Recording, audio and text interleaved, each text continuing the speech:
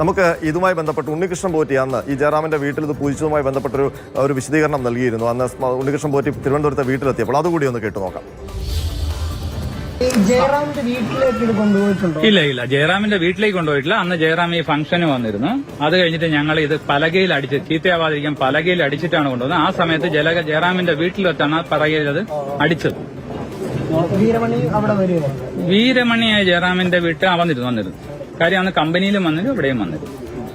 അതൊരു പ്രദർശന വസ്തു ആക്കിയിട്ടൊന്നുമില്ല. പിന്നെ അങ്ങനെ അതായത് ഇത് മറ്റൊരു സ്ഥലത്ത് കൊണ്ടുപോകരുതെന്നോ ഇത് അവിടെ നിന്ന് ഡയറക്റ്റ് ഇവിടെ തന്നെ എത്തിക്കണമെന്നൊരു നിർദ്ദേശമൊന്നും ഇല്ലായിരുന്നു. പിന്നെ അതിന്റെ ഈ ഇങ്ങനെയുള്ള ലീഗൽ സൈഡൊന്നും നമ്മളും ചിന്തിച്ചില്ല. ഉണ്ണികൃഷ്ണൻ പോറ്റി ദിവിഷ പറയുന്നത് മറ്റൊന്നാണ്. ഉണ്ണികൃഷ്ണൻ പോറ്റി പറയുന്നത് ജയറാമിൻ്റെ വീട്ടിലൊരു പ്രദർശന വസ്തു നോക്കിയിട്ടില്ല, അവിടെ കൊണ്ടുപോയി കുറച്ചൊന്ന് വെച്ചതിന് ശേഷം തടിയിൽ അടിച്ചു എന്നൊക്കെയാണ്. അതെന്താണെന്ന് കാര്യങ്ങൾ മനസ്സിലാകുന്നില്ല. അപ്പോൾ ജയറാം പറയുന്നതിലെ പൊരുത്തക്കേട് ഇതാണ്. ജയറാമിൻ്റെ വീട്ടിൽ ഇത് ഒരു തവണയാണ് കൊണ്ടുവന്നത്, 10 മിനിറ്റ് മാത്രമാണ് അവിടെ വെച്ചത് എന്നൊക്കെ ഉള്ളത്. അത് ശരിയായി നമുക്ക് വിശ്വസിക്കാൻ കഴിയില്ല. കാരണം ജയറാമിൻ്റെ വീട്ടിൽ ദ്വാരപാലക പാളികൾ കൊണ്ടുവന്നിട്ടുണ്ട്. ആ ദ്വാരപാലക പാളികൾ ഇങ്ങനെ അടുക്കി വെക്കണമെങ്കിൽ തന്നെ 10 മിനിറ്റിൽ കൂടുതൽ എടുക്കും. മാത്രമല്ല അന്ന് അവിടെ വലിയ വിപുലമായ ഒരു ചടങ്ങും സംഘടിപ്പിക്കപ്പെട്ടിരുന്നു എന്നുള്ള ദൃശ്യങ്ങൾ നേരത്തെ തന്നെ നമ്മൾ കാണിച്ചിട്ടുണ്ട്. കുരുത്തോലണ്ടൊക്കെ അലങ്കരിക്കുകയും പൂജാദ്രവ്യങ്ങളൊക്കെ ഒരുക്കി വെക്കുകയും ഒക്കെ ചെയ്തിരുന്നു. വിപുലമായ അതിഥികൾ അവിടെ എത്തിയിരുന്നു.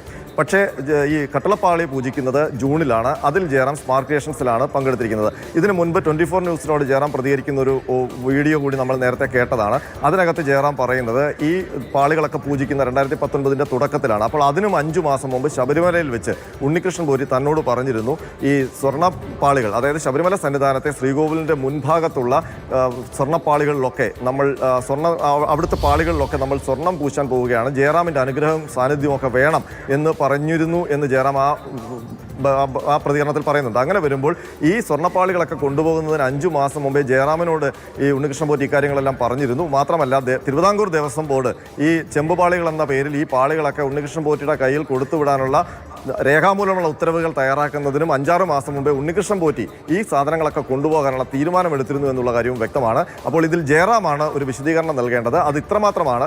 തൻ്റെ വീട്ടിൽ എത്ര തവണ പാളികൾ കൊണ്ടുവന്നു, താൻ എത്ര തവണ ഈ സ്മാർട്ട് ക്രിയേഷൻസുമായി ബന്ധപ്പെട്ട് ശബരിമലയിലെ പാളികളുടെ പൂജകളിൽ പങ്കെടുത്തിട്ടുണ്ട്.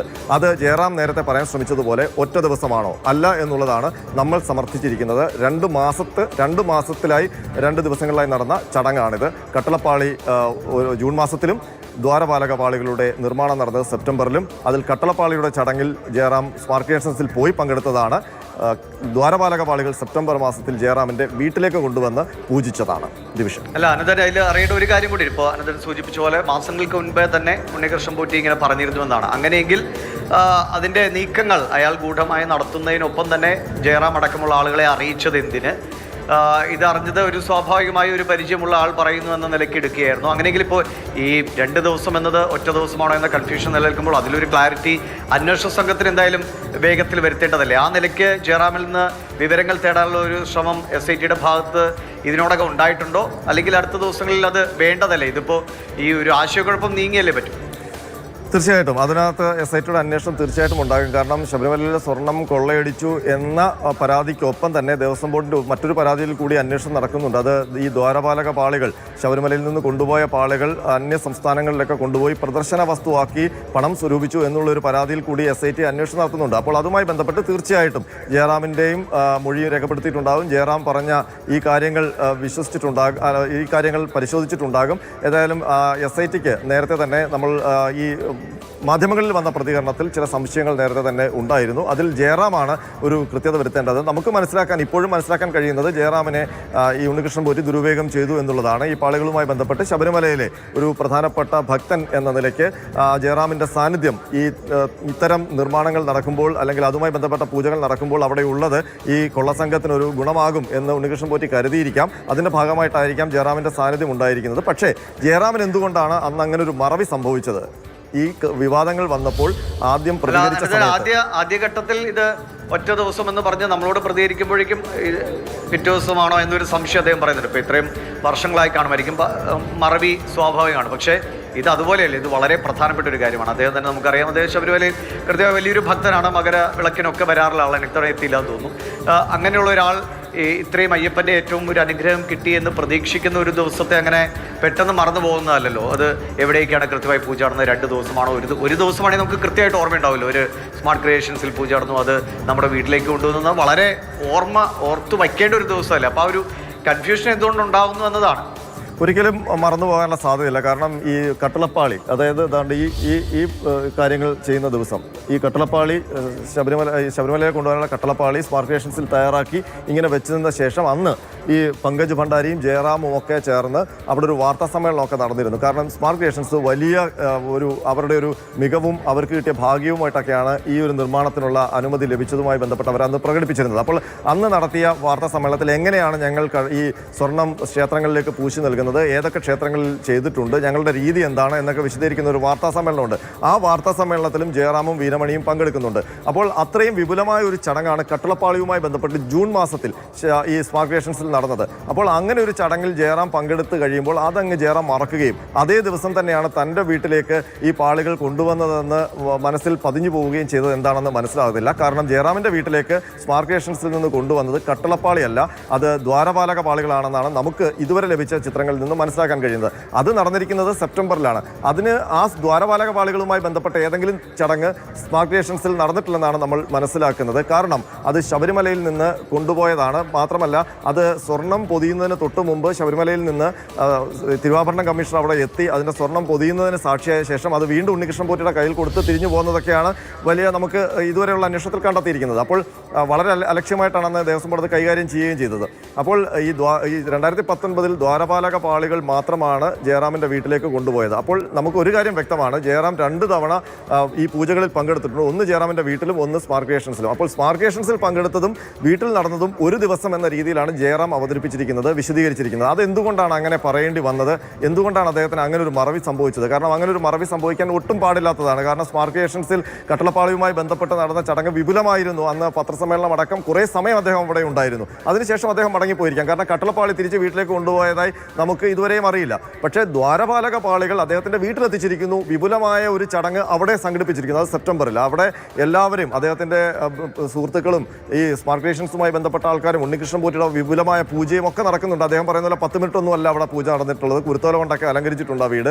അങ്ങനെ വരുമ്പോൾ എന്തുകൊണ്ടാണ് ജയറാമിൻ്റെ ഈ വിശദീകരണത്തിലെ പൊരുത്തക്കേട്? അദ്ദേഹമാണത് പ്രതികരിക്കേണ്ടത്. അദ്ദേഹത്തിൻ്റെ പ്രതികരണത്തിന് നമ്മൾ ശ്രമിക്കുന്നുണ്ടെന്നാണ് നമ്മൾ മനസ്സിലാക്കുന്നത്. രാവിലെ മുതൽ അദ്ദേഹത്തെ വിളിക്കുന്നുണ്ട്, കിട്ടുന്നില്ല, ചെന്നൈയിലാണെന്നാണ് പറയുന്നത്. ഏതായാലും അദ്ദേഹത്തിൻ്റെ വിശദീകരണം അല്പസമയത്തിനകം പ്രതീക്ഷിക്കുന്നുണ്ട് മാതൃഭൂമി ന്യൂസിലൂടെ. എന്തായാലും നമ്മളിപ്പോഴും അദ്ദേഹത്തെ ഫോണിൽ വിളിക്കാൻ കണക്ട് ചെയ്യാൻ ശ്രമിക്കുകയാണ്. പക്ഷേ കിട്ടുന്നില്ല. ഒരുപക്ഷെ പ്രതികരിക്കുമായിരിക്കുമെന്ന് പ്രതീക്ഷിക്കാം. ഇപ്പോൾ ഈ പറഞ്ഞതുപോലെ ജയറാമിൻ്റെ ഒരു ജനപ്രിയതയെ അല്ലെങ്കിൽ ജയറാമിന് അവിടെയുള്ള ഒരു വിശ്വാസത്തെ ഇതൊക്കെ നമ്മൾ കഴിഞ്ഞ ദിവസം നമ്മൾ നൽകിയ വാർത്തയാണ്. ദൈവപ്രശ്നത്തെ എങ്ങനെ മറിയാക്കിയാണ് ഈ തട്ടിപ്പിന് അവർ ആലോചിച്ചതെന്ന് കൂടി. അപ്പോൾ ആ നിലയ്ക്ക് ഉപയോഗിക്കപ്പെടുകയായിരുന്നു. ഈ സ്മാർട്ട് ക്രിയേഷൻസ് എന്നത് വലിയ കമ്പനിയാണ്. അവർ പല ക്ഷേത്രങ്ങളിലേക്കും ഇത്തരം നിർമ്മിതികളൊക്കെ ചെയ്തിട്ടുള്ളതാണ്. അപ്പോൾ അവരും ജയറാമിനെ ഉപയോഗിച്ചു. ജയറാം അതിന് അറിയാതെ വീണു പോയതാണോ, അതിൽ ഏതെങ്കിലും ഘട്ടത്തിൽ ഇതിൻ്റെ ഇടയിൽ ഒരു തട്ടിപ്പുണ്ട് എന്ന് അദ്ദേഹം മനസ്സിലാക്കിയിട്ടുണ്ടോ, ഇതൊന്നും നമുക്കറിയില്ല. ചോദ്യങ്ങളാണ്. അദ്ദേഹമാണ് അക്കാര്യത്തിലൊക്കെ പ്രതികരിക്കേണ്ടത്.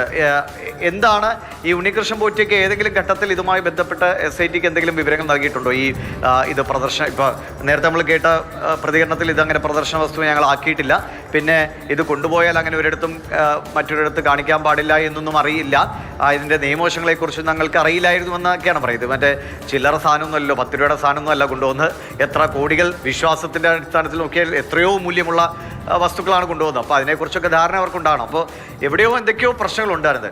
തീർച്ചയായിട്ടും. കാരണം നമുക്ക് മനസ്സിലാക്കാൻ കഴിയുന്നത്, എനിക്കൊരു സംശയം ഇതിനകത്ത് ഉള്ളത്, ജയറാം എന്തുകൊണ്ടാണ് അങ്ങനെ ഇതെല്ലാം നടന്നത് ഒറ്റ ദിവസമാണെന്ന രീതിയിൽ അന്ന് പ്രതികരിക്കാനുള്ള ഒരു സാധ്യത, നമുക്ക് തോന്നുന്ന ഒരു സാധ്യത. കാരണം അന്ന് ജയറാം പ്രതികരിക്കുമ്പോൾ ഇതുമായി ബന്ധപ്പെട്ട് അറസ്റ്റുകളൊന്നും നടന്നിട്ടില്ല, അല്ലെങ്കിൽ ആ അന്വേഷണത്തിൻ്റെ പ്രാഥമിക ഘട്ടമാണ്. കുറേ പാളികൾ എങ്ങോട്ടൊക്കെയോ സ്മാർട്ട് ക്രിയേഷൻസിൽ കൊണ്ടുപോയി മാറി സ്വർണ്ണം ഒരുക്കി, അല്ലെങ്കിൽ അവിടെ ഇവിടെയൊക്കെ കൊണ്ടുപോയി പ്രദർശിപ്പിച്ചു എന്നൊക്കെയുള്ള, അതിൽ ജയറാമിൻ്റെ വീട്ടിലും പ്രദർശിപ്പിച്ചിരിക്കുന്നു എന്നുള്ള ഒരു ചിത്രം നമുക്ക് കിട്ടി, അങ്ങനെയൊക്കെയാണ് നമ്മളത് ബ്രേക്ക് ചെയ്യുകയും ഒക്കെ ചെയ്തത്. ജയറാമിൻ്റെ പ്രതികരണം വരുന്നത്. അപ്പോൾ നമുക്ക് അന്ന് ഉണ്ണികൃഷ്ണൻ പോറ്റി ഒന്നും അറസ്റ്റിലായിട്ടില്ല, പുറത്തുണ്ട്. അപ്പോൾ എനിക്ക് തോന്നുന്ന ഒരു സംശയം, അന്നൊരു പക്ഷേ ഈ വാർത്തകളൊക്കെ വന്നപ്പോൾ ശബരിമലയിൽ സ്വർണ്ണക്കൊള്ള നടന്നിരിക്കുന്നു എന്ന് കണ്ടെത്തുകയും ഹൈക്കോടതി അത് ഗൗരവമായി എടുക്കുകയും ഒക്കെ ചെയ്തു ഭക്തരൊക്കെ ആകെ ആശങ്കയായിട്ട് നിൽക്കുന്ന സമയത്ത് ജയറാമിനും ആശങ്ക ഉണ്ടായിട്ടുണ്ടാകാം. അപ്പോൾ ജയറാം പെട്ടെന്ന് അങ്കലാപ്പിലായ സമയത്ത് ഒരു പക്ഷേ ഉണ്ണികൃഷ്ണൻ പോറ്റിയോട് വിശദീകരണം ചോദിച്ചപ്പോൾ ഒരു പക്ഷേ ഉണ്ണികൃഷ്ണൻ പോറ്റി പറഞ്ഞു കൊടുത്ത മറുപടി ആകാം ജയറാം അന്ന് പറഞ്ഞതെന്നാണ് നമുക്ക് തോന്നുന്നത്. ഒരു പക്ഷേ അങ്ങനെ ആയിരിക്കാം. അദ്ദേഹം അന്നേരം കൂടുതൽ അതിൻ്റെ ഭവിഷ്യത്തുകൾ, വരാനിരിക്കുന്ന വലിയ സ്വർണ്ണക്കൊള്ളയുടെ കഥയൊന്നും അദ്ദേഹം അന്നേരം ഓർത്ത് കാണത്തില്ല. അദ്ദേഹത്തിന് ഈ സ്വർണ്ണക്കൊള്ളയെക്കുറിച്ച് യാതൊരു പിടിയും ഉണ്ടാവില്ല. അദ്ദേഹത്തിന് ആകെ പരിചയം ഈ ഉണ്ണികൃഷ്ണൻ പോറ്റിയെ മാത്രമാണെന്നാണ് നമ്മൾ ഈ പ്രതികരണത്തിൽ നിന്ന് മനസ്സിലാക്കുന്നത്. കാരണം സ്മാർട്ട് ക്രിയേഷൻസ് എന്നുള്ള അദ്ദേഹം ഫാക്ടറി എന്നാണ് ഉപയോഗിക്കുന്നത്. അപ്പോൾ അദ്ദേഹത്തിന് അതൊരു ഫാക്ടറി മാത്രമാണ്. അവരുടെ ഈ ഉണ്ണികൃഷ്ണൻ പോറ്റിയുമായിട്ടുള്ള സൗഹൃദം ഒന്നും അദ്ദേഹത്തിന് അറിയില്ല എന്നാണ് നമുക്ക് മനസ്സിലാക്കാൻ ഈ ഘട്ടത്തിൽ വരെ അറിയാൻ പറ്റുന്നത്. ഏതായാലും ജയറാം ഒരുപക്ഷെ അന്ന് പറഞ്ഞിട്ടുണ്ടാവുക, ഈ ഉണ്ണികൃഷ്ണൻ പോറ്റിയൊക്കെ പറഞ്ഞു കൊടുത്തൊരു വിശദീകരണം അദ്ദേഹം അതേപോലെ അങ്ങ് പറഞ്ഞിട്ടുണ്ടാകും എന്നാണ്. പക്ഷേ പിന്നീട് ഇപ്പോൾ അന്വേഷണത്തിൻ്റെ ഈ ഘട്ടത്തിലെത്തുമ്പോൾ നമ്മൾ തന്നെയാണ് ഈ ഒരു പൊരുത്തക്കേട് കൂടി വെളിച്ചത്ത് കൊണ്ടുവരുന്നത്. ജയറാമിൻ്റെ വീട്ടിൽ പൂജ നടന്നത് സെപ്റ്റംബറിലാണ്. ജയറാം പങ്കെടുത്തത് കട്ടളപ്പാളിയുടെ പൂജയിൽ, അത് സ്മാർട്ട് ക്രിയേഷൻസിൽ ജൂണിലുമാണ്. ജയറാം പറഞ്ഞതുപോലെ ഒരു ദിവസമല്ല ഇതൊന്നും സംഭവിച്ചിരിക്കുന്നത്, 2 മാസങ്ങളായിട്ടാണ് ഈ ജയറാമുമായി ബന്ധപ്പെട്ട ചടങ്ങുകളൊക്കെ നടന്നിരിക്കുന്നത്. ശരി, അനന്തൻ വളരെ കൃത്യമായി തന്നെ പറഞ്ഞു. ഇത് നേരിട്ടിപ്പോൾ ജയറാമിന് ഇതിൽ ഏതെങ്കിലും വിധത്തിൽ പങ്കാളി എന്നതല്ല. അദ്ദേഹം ഒരു ആശയക്കുഴപ്പത്തിൽ പെട്ടിട്ടുള്ള സാധ്യതയുണ്ട്. പറഞ്ഞ പോലെ അനന്തൻ സൂചിപ്പിച്ച പോലെ ആ ഘട്ടത്തിൽ അങ്ങനെ അറസ്റ്റുകളൊന്നും നടന്നിട്ടില്ല. ഇതിൻ്റെ ഒരു പ്രാഥമിക ഘട്ടം മാത്രമാണ്. എല്ലാവരും ആശയക്കുഴപ്പത്തിലായിരുന്നു എന്ന് വ്യക്തമാണ്. ശബരിമല ഭക്തരെല്ലാവരും ആശയക്കുഴപ്പം, ഇതെന്താണ് സംഭവിക്കുന്നതെന്ന് അറിയുന്ന ഘട്ടത്തിലാണ് അദ്ദേഹവും ഇതിൽ പ്രതികരിക്കുന്നത്. ഇപ്പോൾ പറഞ്ഞ പോലെ ഉണ്ണികൃഷ്ണൻ പോറ്റിയോട് ഇതെന്താണ് സംഭവിക്കുന്നതെന്ന് ചോദിച്ചപ്പോൾ പറഞ്ഞു നൽകിയ ഒരു മറുപടി ആയിരിക്കാം, അല്ലെങ്കിൽ അതിൽ നിന്ന് അദ്ദേഹത്തിൻ്റെ ഒരു ബോധ്യത്തിൽ പറഞ്ഞ കാര്യമായിരിക്കാം. എന്തായാലും ഇങ്ങനെ ഒരു കൺഫ്യൂഷൻ വരുമ്പോൾ അതിനെ ക്ലിയർ ചെയ്യേണ്ട ഉത്തരവാദിത്വം കൂടി അദ്ദേഹത്തിൻ്റെ ഭാഗത്തു നിന്നുണ്ട്.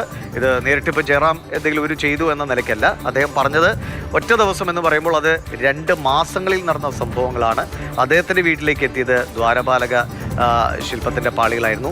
സ്മാർട്ട് ക്രിയേഷൻസിൽ നടന്ന പൂജ അത് കട്ടിളപ്പാളിയുടേതായിരുന്നു. ഇത് രണ്ടും 2 മാസങ്ങളിൽ നടന്ന സംഭവമാണ് എന്നുള്ളത് കൊണ്ടാണ്. അപ്പോൾ അതിലൊരു ക്ലാരിറ്റി അദ്ദേഹത്തിൻ്റെ പ്രതികരണം നമുക്ക് പ്രതീക്ഷിക്കാം. അദ്ദേഹം ശബരിമല ഭക്തനാണെന്ന് എല്ലാവർക്കും അറിയാം.